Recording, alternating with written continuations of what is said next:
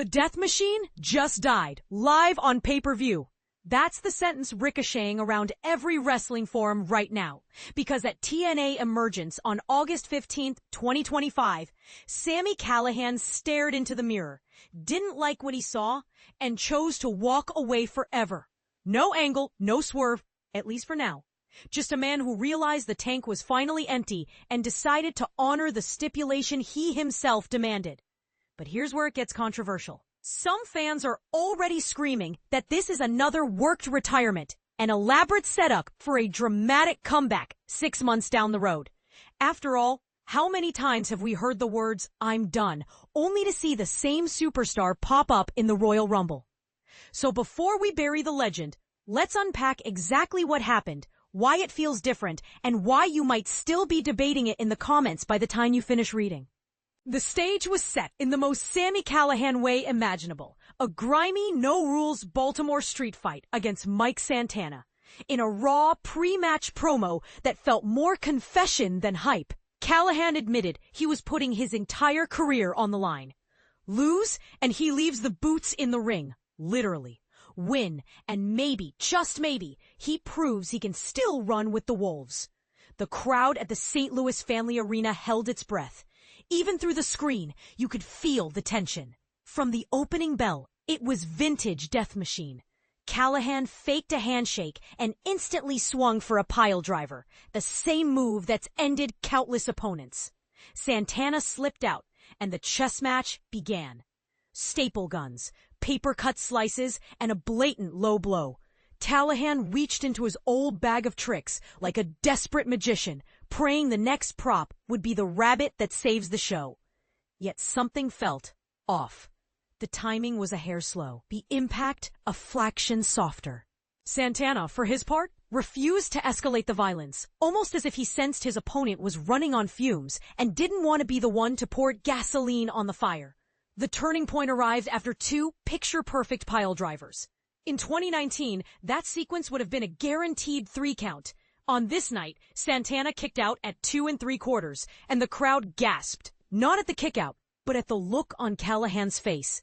It wasn't anger. It was resignation.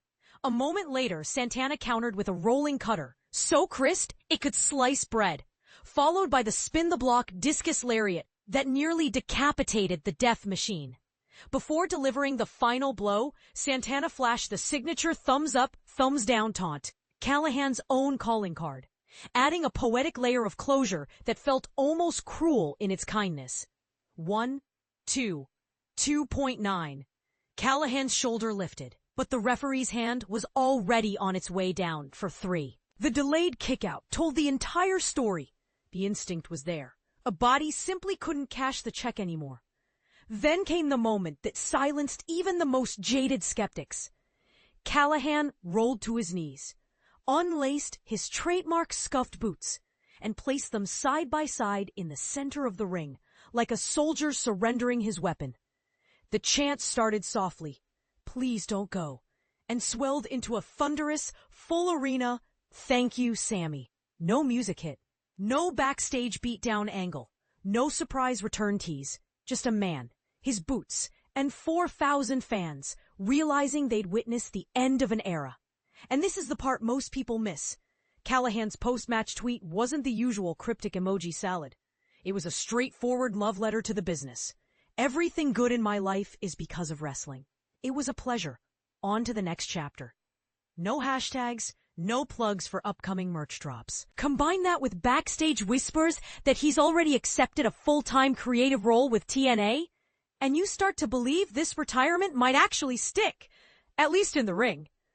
But let's stir the pot, shall we?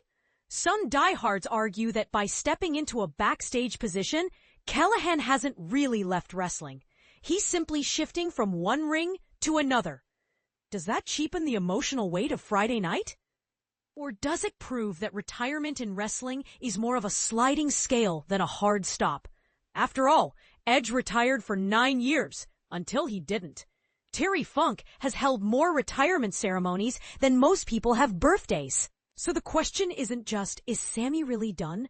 But what does done even mean in an industry where the word never is basically a dare? Here's another spicy take. By refusing to weaponize chairs or thumbtacks, Mike Santana may have robbed fans of the ultra-violent spectacle they craved, but he also gave Callihan a dignified exit instead of a blood-soaked car crash. Was that respect or subtle disrespect? Would the Death Machine have preferred to go out in a literal blaze of glory rather than a relatively tame street fight? The footage shows Santana hesitating before every potential weapon spawn, almost as if he were protecting a friend from himself. Noble or patronizing? You decide.